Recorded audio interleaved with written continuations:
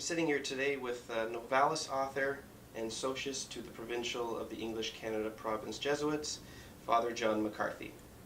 I'd like to take some time to get to know the man behind the book and let the viewers at home know a bit of your background work.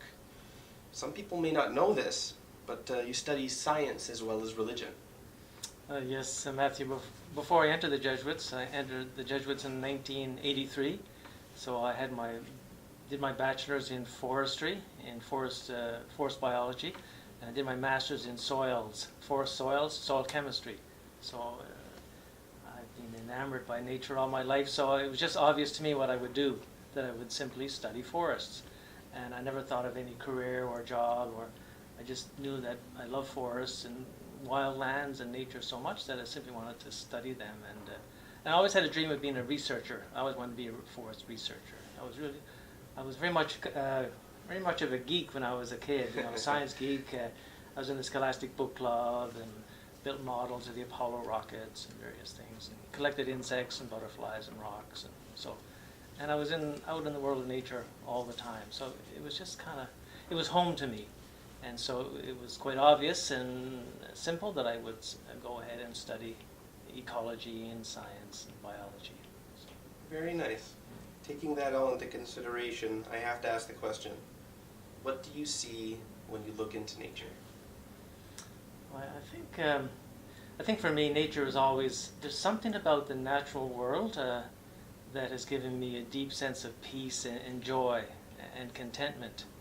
And there's a sense of wonder and a sense of awe. Because I think growing up on the North Atlantic, I grew up in St. John's, Newfoundland, and so I was right on the edge of the Atlantic, if you will.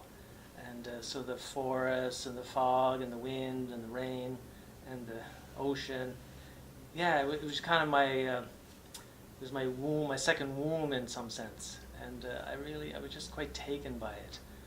So for me, nature has always been associated with, as I said, a sense of peace, a sense of contentment and of unity. So I could say I think that nature has always been a religious experience for me. In other words, it calls me into goodness. It calls me into oneness, if you will.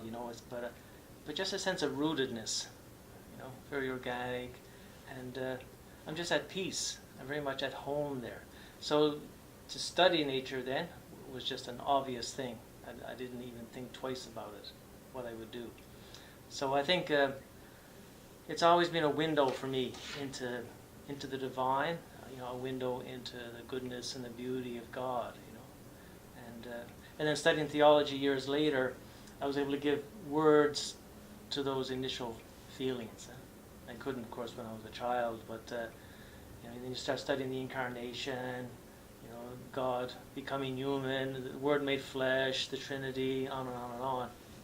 I kind of discovered in our own tradition, certainly in the Christian tradition, Judeo-Christian tradition, that this sense that God is manifest, to the divine, and the beauty of God is manifest in and through God's creation. So it was really a love of nature, and then a real deep sense of the meaning of creation, and that's what I try to do. I think in the monkeys books, just to kind of bring those two together in some way, and to help people, and really to help myself as well. To express my own experience and feelings from the years. So just sort of rounding off one of the final questions, and I know a lot of people have this on their mind constantly. What do you say to the people who say faith and science cannot coexist? There are certainly many people who do say that faith and science can exist. Many people write about it. They give lectures and discourses on it. But I think it's really not a very helpful way to proceed, because in one sense there's only one world. There's not the world of faith and there's not the world of science. It's the world of men and women. Some who happen to be scientists, some who happen to be men and women of faith, and in many cases, men and women who are both scientists and people of faith. So it's. I think with the monkeys book, I try to really marry those two worlds together, and because it's not a schizophrenic world. We live as humans in the one world, but it's Jesus was very good at saying, those who have eyes to see and ears to hear. So it's really, how do we envision the world? How do we see through the daily life of the world? And so I can look at an event, I can study an event from a scientific perspective and use the scientific method and all the canons and rigors of the scientific method to help me understand that. But does that fully embrace the full meaning of that event? Not really. There's a lot more to it. Like for example, ourselves, we're more than simply a naked ape. We are naked apes. We've evolved in the whole hominid evolution. So for example, the chimpanzees and the gorillas and ourselves have a common ancestor. So we're connected on a very deep genetic, biological way, But does that fully explain the human experience? And we would say no. There's a lot more to what it means to be human than simply the biological and the biochemical and the biophysical. So that's all necessary, but it's insufficient. And I would say the same thing for theology as well. We understand the world from a faith perspective, but we also need to let science and our other ways of understanding the world help theology and help religion as well. So they're almost handmaids of the same desire and thirst for truth and for meaning. And so when one tries to exclude the other, that's when you get into kind of an ideological situation or unidimensional systems, and it's not very helpful. So you need how to explain the totality of human experience. And that includes questions of faith, and it also includes questions of science. And the dialogue. And that's what Pope Francis is really quite good at. He said we need every different system of human endeavor needs to dialogue one with the other to learn from each other.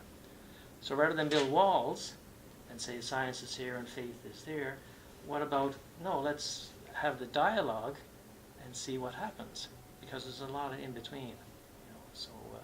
And again, there's not one world.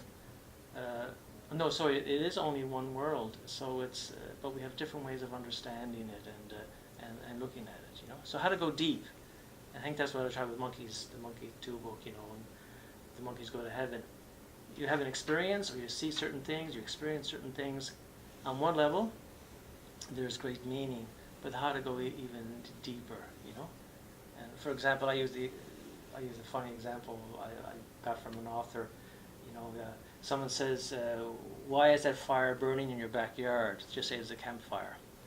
And someone would say, well, from a scientific perspective, the fire is burning because the covalent bonds formed long ago in photosynthesis are now being broken, and heat and light are given off as the carbon-hydrogen, carbon-oxygen bonds are broken. And you'd say, yes, that's why the fire is burning in your backyard. So that's this kind of the scientific level, one layer of explanation. But then there's another layer.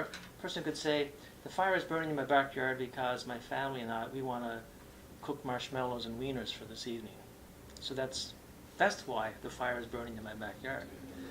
And someone else could say, well, the fire is burning in my backyard because I put a match to it. So that's why the fire is burning in my backyard. So in other words, there's different layers of explanation and different levels. And they're all true. And one is no better than the other. But and so there are multiple layers of explanation. And so sometimes people in science would say there's only one layer. We call it the scientific method. And some people in religion would say, no, there's only one layer, called the theological or spiritual or religious dimension. And that's been kind of heretical in a sense. No, there are multiple layers, and so to learn about those different layers, we need the men and women to dialogue with each other. And so really, that's why faith and science is not really faith and science dialoguing, it's men and women dialoguing with each other. So science is a common, communal enterprise, and religion is a communal, common enterprise. And so those communities can't be separated. They have to be intermixed, and they just come together and talk and argue and discuss and learn from each other. And so that's really what I would hope one would find in Monkeys 2, for example. Very nice. Now, we can see here on the table we have Do Monkeys Go to Heaven, the first one, an upcoming publication release date of September 2017 of Do Monkeys Go to Heaven 2.0. Father John McCarthy, thank you for your time. It's much appreciated. Good. Thank you, Matthew. I appreciate the conversation. Okay. Thank you. Thank you.